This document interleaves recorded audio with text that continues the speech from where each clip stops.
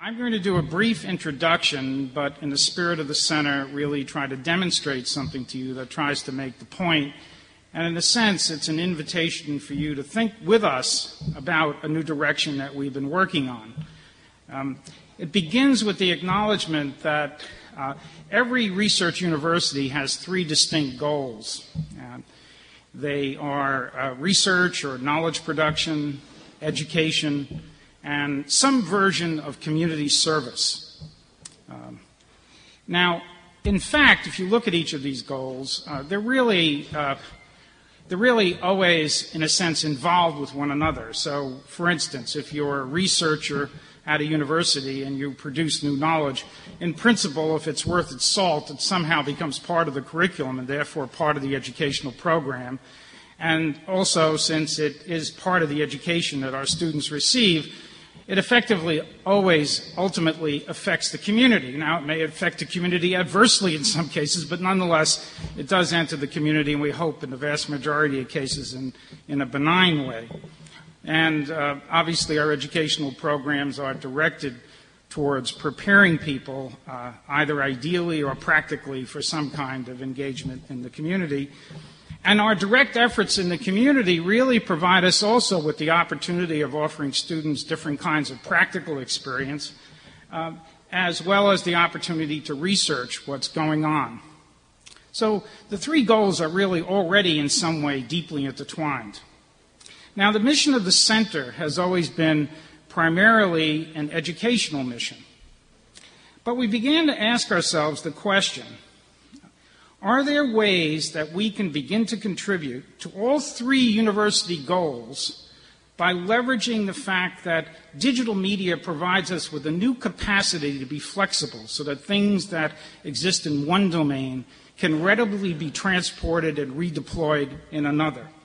And we began to glimpse a range of new possibilities, related primarily to the applied professions, where we could, in the context of a single project initiative, and that's what we're going to demonstrate to you today, a single example, where we could, in the context of a single project initiative, create meaningful bridges between educational preparation and the community, and between each of them and that basic function of a research university, the production of knowledge.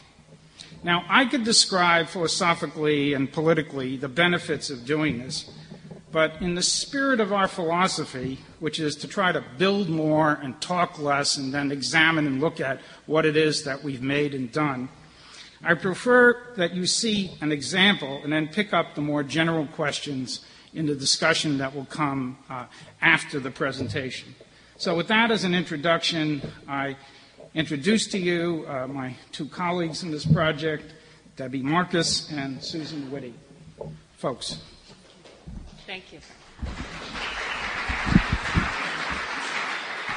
Good afternoon. I'm Susan Witte, and I teach at the School of Social Work. I teach beginning and advanced clinical practice students, and I'm also an associate director at the Social Intervention Group, which is a research group that's housed at the School of Social Work, where for the past 15 years we've been developing and testing interventions to both prevent and ameliorate what we call contemporary social issues, among them HIV and AIDS. It's a pleasure to be here today with my colleague Debbie Marcus from CCNMTL, and I do want to note that there are many, both SIG, Social Intervention Group, and CCNMTL collaborators who contributed to this prototype and to these components, who I can't thank them all because we have short time, but suffice it to say they're here in spirit. So I'm going to spend the next few minutes telling you about the original Project Connect, and then Debbie will lead a demonstration of Multimedia Connect, and then I'll come back and tell you about how we're using some of those components in the classroom. This is a photograph of my colleagues at the Social Intervention Group. It represents faculty, investigators, doctoral students, master's level students, research assistants, interviewers, facilitators. Our mission is to develop, test, and disseminate, as I said, interventions to ameliorate key social issues, among them HIV and AIDS. Project Connect is actually the same term used for two things. One is an intervention, if you will, a program, a 6-week program. It's also the name of the randomized clinical trial, a relationship-based HIV STI intervention for heterosexual couples a randomized controlled trial with 217 couples that took place over 4 years between 1997 and 2002 and was funded to Nabila El-Basel, the principal investigator, by the National Institute of Mental Health. It was the first HIV prevention program targeting couples together using the relationship as the unit of change. Quickly, why relationship-based interventions? Well, largely based on what we've learned, there's a recognition that despite our best efforts at HIV prevention, that women remain at risk of sexual transmission by their male partners, often husbands, spouses, and that despite efforts to date, new infections in women, both domestically and worldwide, continue to increase. We need to address the context of relationships and particularly of intimacy where HIV prevention occurs. So a relationship-based approach to HIV-STI prevention, we proposed, would allow a more realistic appraisal of couple risk for HIV transmission. It would address, or could address, the context of gender and power in the relationship, intimacy, love, closeness, how they relate to HIV risk among couples, and it provides a supportive environment that can enable intimate partners to feel safer disclosing highly personal information like extradyadic relationships, sexually transmitted infections, and to learn together, if you will, effective couple communication and negotiation for condom use. There are 4 major theories that infuse this 6-session intervention that takes place over 6 weeks. Cognitive and behavioral theories are standard practice in teaching skills and behavior change in HIV and AIDS. Feminist theory, gender role issues were infused to address power in the relationship, who takes initiative in sexual encounters, for example. Marital and family therapy was infused through communication technique, a key technique introduced early and then increasingly used to help the couple to communicate more often about safer sex. And the ecological framework allowed us to not only look at the dyad, but increasingly the family, neighborhood, the social support, if you will, and to see how the macro would impact on the micro. The intervention components, or the goals of the sessions, were to increase perceived vulnerability for HIV, to increase motivation to stay healthy, to share responsibility for safer sex, increase communication, male and female condom use, of course, and we call outer course anything other than intercourse, increase joint HIV testing to promote safer sex among the family, friends, and community within the couple, within which the couple lives, and to maintain safer sex behavior changes over time. So essentially we were shifting the focus from an individual to protecting oneself to reframing safer sex as an intimate behavior between partners. So what we actually do in a session, if I'm facilitating with a couple or with an individual, would be to follow a scripted, manualized format that dictates the language and activities I would use. And what we do is set a series of goals from the first session to the 6th, increasingly creating more opportunities to reduce risk. So we would review a goal from the previous session, explore successes or barriers to success, review the skills from the earlier session, introduce new content, model those skills, and set a goal for the next week, and give the couple male and female condoms and access to other things they might need to practice those skills. So shifting now from the program itself to the randomized clinical trial, we took that program and we did a randomized clinical trial funded by NIMH where we screened over 2,000 women to identify 388 eligible women who then recruited their male partners. We did a baseline assessment with 217 couples and randomized them to either receive the couple intervention scripted for both against providing the same intervention to the woman by herself against a single session control intervention that just gave information with no skills base. And then we did a 3-month and 12-month follow-up to measure change. And the results are available in 2 articles, one in the American Journal of Public Health and the other in AIDS and Behavior. So I'm going to go quickly through the findings. But what we found at both 3 and 12 months were that we did see a reduction in the number of unprotected sexual acts in the prior 90 days, as you can see in both the couple and the woman alone and in the education session, but significantly in both the couple and the woman alone conditions. And then we also saw the proportion of protected sex increase in all 3 groups to some extent, but significantly in the couple and the woman alone.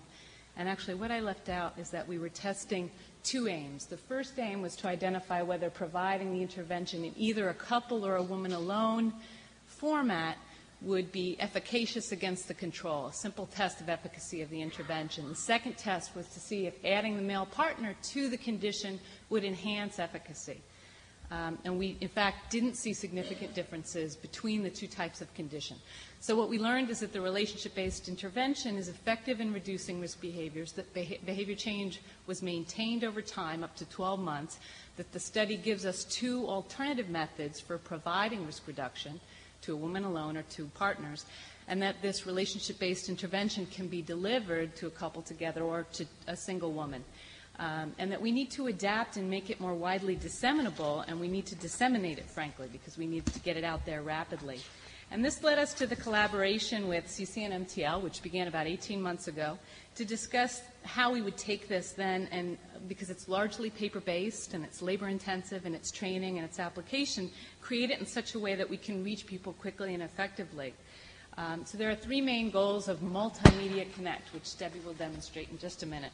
The three goals are, one, to improve the outcomes of the intervention by making more effective use of media, and it'll provide us with new forms of behavioral support so we can infuse video, animations, interactive exercises, generally more visuals, and that we'll be demonstrating some of those. Second, that we can widen the range of facilitators that have access to being able to employ it.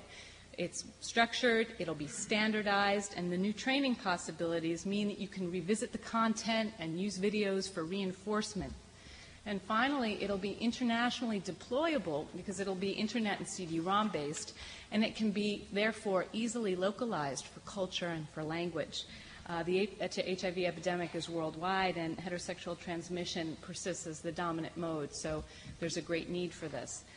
The practical application of these three goals was borne out in a series of collaborative discovery meetings, if you will, and the four main points that emerged in our thinking that you'll see in the prototype are that a separate but complementary environment can be created for the client interaction and for the facilitator training, and that the skills modeling, male and female condoms, communication techniques originally conducted by a facilitator can be done with video models, that didactic information could be made more engaging using animation and other interactive games the couple can participate in, and very importantly, that recording the client's decisions in their process can give them an artifact, a manual, if you will, to remember the sessions by and to create a sense of accomplishment.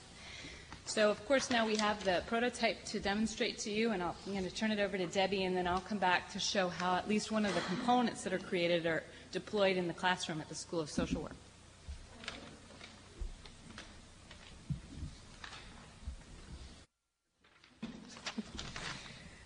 So as Susan mentioned, I'm going to show you a prototype of our thinking. This is still in development. We're still creating this project, but we have a prototype of specifically what a project could look like with the clients.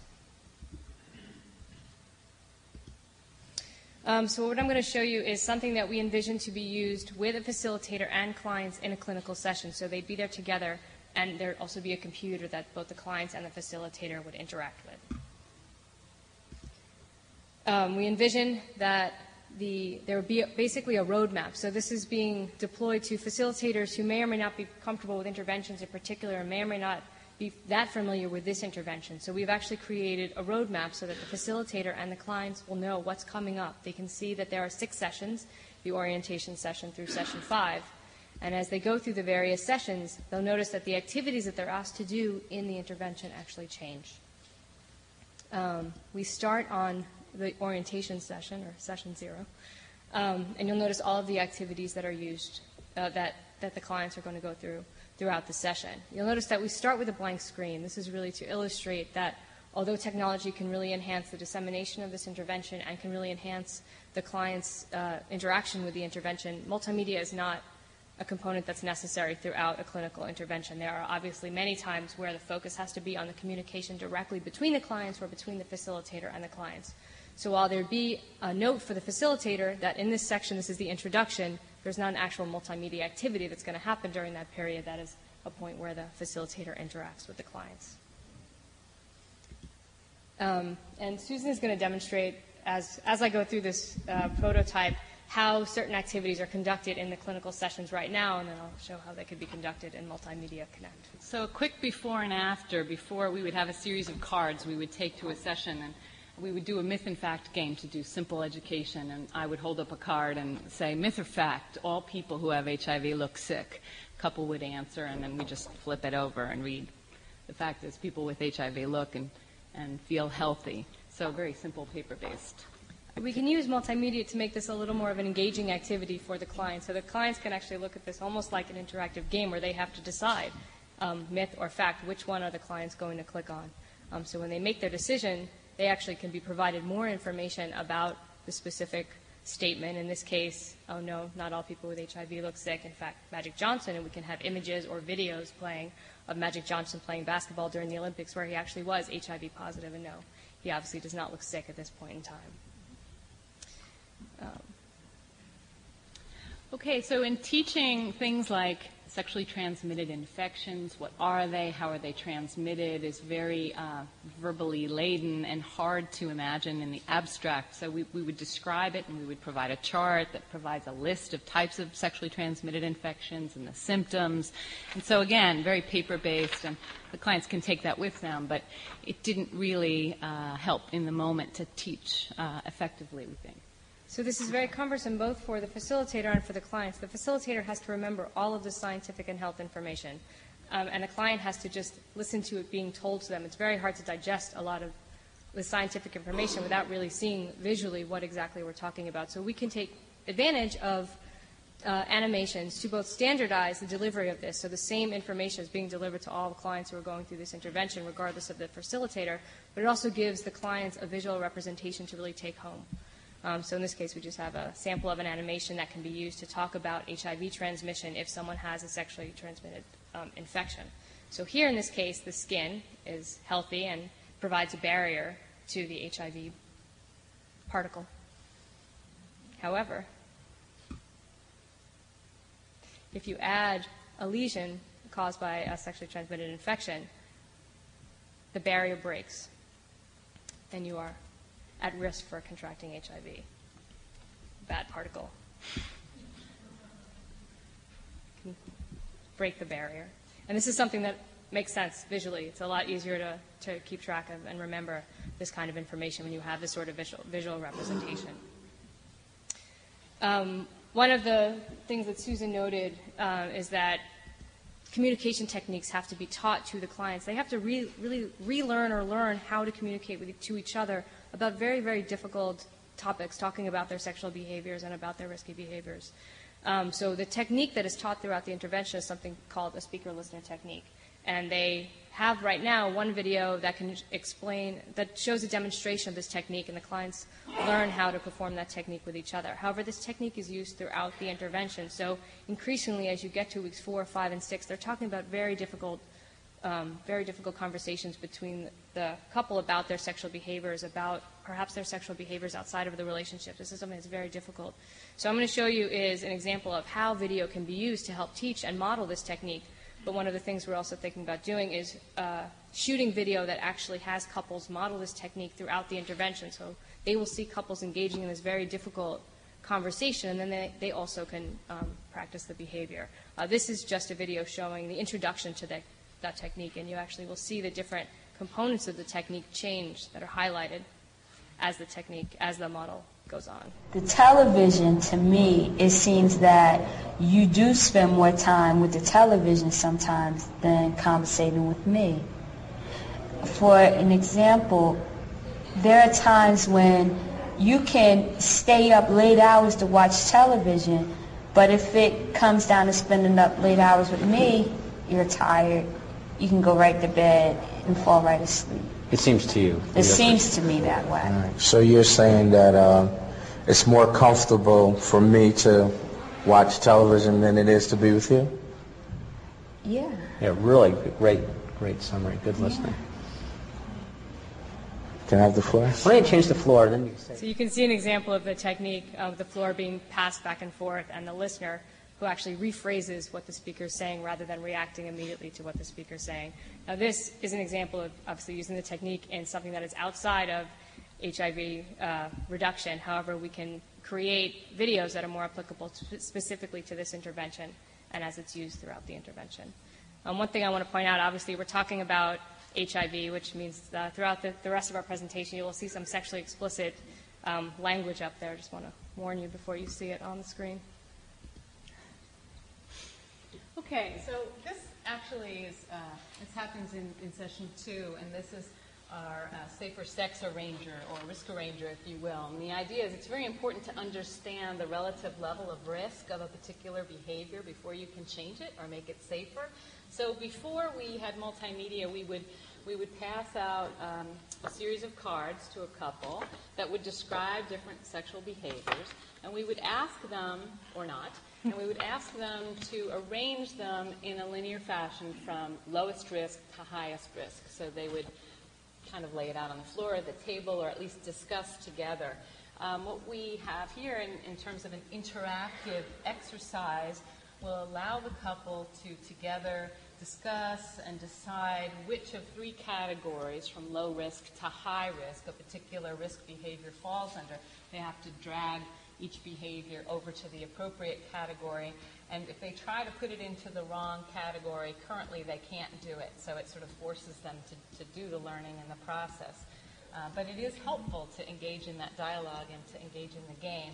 They're not allowed to, they can't actually move on to the next part of the exercise until they've successfully categorized each of the sexual behaviors. And we tried to create an exhaustive list for that. So after the clients create their list and learn what are riskier and less risky behaviors, they engage in a conversation with each other where they have to note what are the behaviors that they are currently engaged in. And so they, on their I love you to-do list, make a list of what their behaviors currently are. And so the goal, of course, if you're trying to reduce risk, is to get a true list of present behaviors, and then to do an analysis about what are the goals you're going to set for both stopping current risky behaviors and crossing those off your present behavior list, if you will, and then adding future additions to your I love you to-do list that are safe behaviors that you can enjoy and that are safe. One of the things we want to point out are the activity notes that will happen alongside the intervention. So at any point during the intervention, the facilitator or the clients can make note of specific things, that really important things that have happened during the session that they want to remember and take home with them. So in this case, Randy discussed that he previously had sex outside of the relationship and he's committed to stop. This is an important moment in the intervention that we want captured, and the facilitator or the clients could enter this in if that's something that is discussed in the session. In addition, all of this information, both the interactive activities, the activity notes, will be captured in what we call the online journal. So, for example, in this session, the clients will be able to take home with them a PDF, a printout of everything that happened in the session. Here you'll see the I love you to-do list that the client has created, along with the activity notes. There will also be all of the science and health and the psychoeducation content, as we call it, a chronicle of everything that they've done in this session. This has, hopefully, several implications. One is that they actually have a graduation certificate. When they print this out at the end of 6 sessions, they've seen that they've accomplished so much stuff. This is all the information that they've covered together. It also means that 6 months after the session, they can go back and see what is it we've agreed to, what are the behaviors that we set, the goals that we set for ourselves, are we meeting them? We can go back and relook them over, which is something that the clients in the current Connect are not able to do. And what's really nice to think about this is that the learner is learning by making or doing, so that they're consciously engaged in constructing an entity, the product which reflects the intelligence of the process that they can take with them. And so in the spirit of constructionism, what Seymour Papert calls the N word as opposed to the V word, it's creating while you're learning, and you can take it with you, as Debbie said, which we're very excited about. Also, in the ecological framework that Susan talked about before, the clients actually conduct a social support network map. If you want to show how they... Right. So the early version of the social support network map, in fact, how we're teaching it in the classroom as well, is to use very paper-based charts where you literally would make a list of the names of all the people in your support network, people that you consider to be friends, families, coworkers, neighbors, the number of years you've known them, how much time you spend with them, and in this context, the degree to which they'd be supportive of your healthier behaviors, your risk reduction behaviors, and then to transpose the list of names onto 4 categories of types of support that you receive, including, for example, social support or practical support. So in Multimedia Connect, the clients can actually create a real map a physical map that they can look at to actually create their world. Who are the people in their world that they can actually click and drag them onto the map, note who they are, note what kinds of support they provide. Now, we talked about that all of the constructs that we're building in this prototype are things that can be used in the field, but also back in the classroom. So this is actually the first component that we started working with, and we built a live version. This is our social support network map that was actually used in Susan's class last semester. And this is live on the internet right now. So you can add specific people, name them.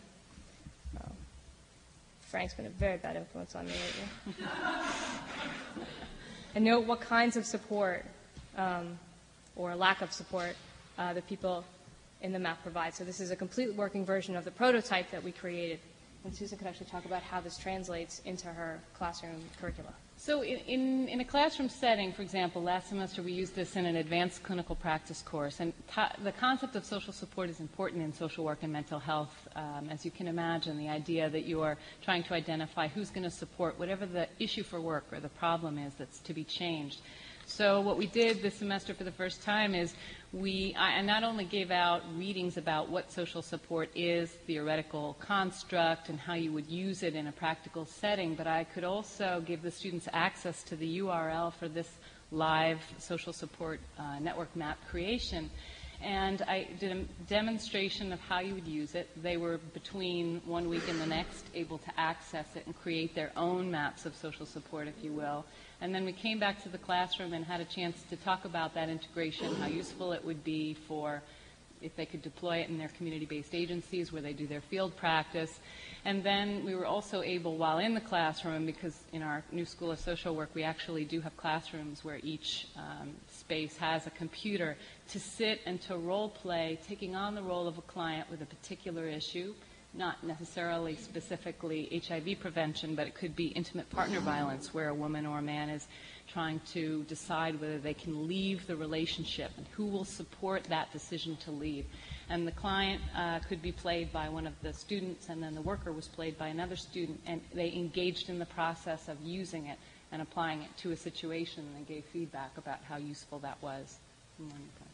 So, this is the first component that we actually are using in the classroom, but you could see many of the components that I showed you in the prototype could also be used in the classroom.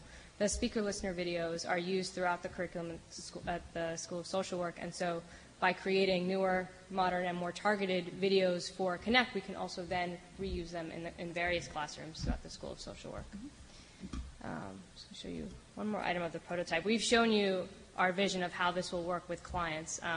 We also envision robust faculty training, that they'll be in some kind of on-site training, a 1 or 2 day training, which we can cut down to 1 or 2 days from the rigorous training that was conducted for the initial Connect, and then leave them with a self-study environment that has all of the information they need to know about the intervention that was covered in the workshops and further information that they weren't able to cover in on-site training. So we could really disseminate this widely, locally, nationally, and hopefully internationally.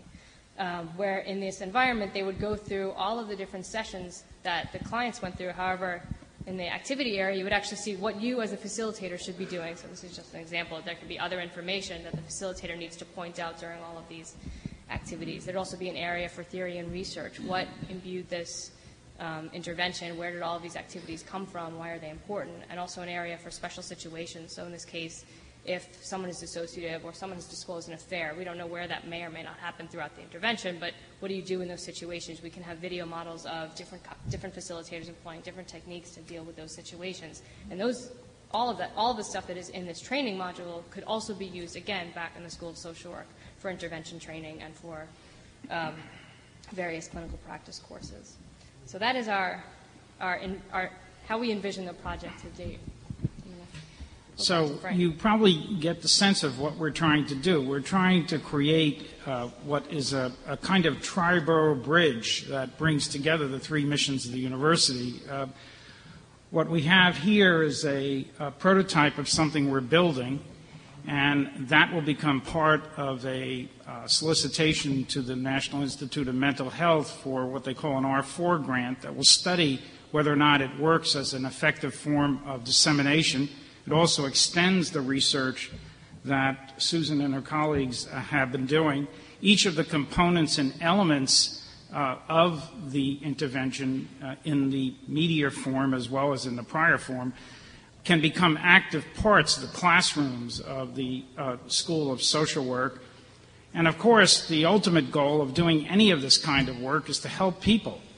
And it's clear that what we're trying to do is to take a very word-intensive clinical intervention that has been performed by highly skilled people and to democratize the capacity to implement it within a range of social and community organizations so that people who are really living on the ground with people who are in this kind of danger can, in a sense, develop the skill and confidence to engage in this kind of intervention.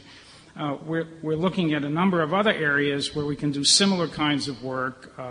Many of them are health-related, like autism. We're also interested in work we can do like this in the context of trying to help certain developing countries deal with very aggressive and pernicious health and community problems that they face.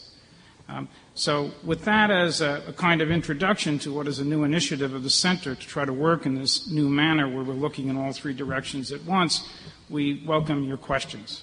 Thank you.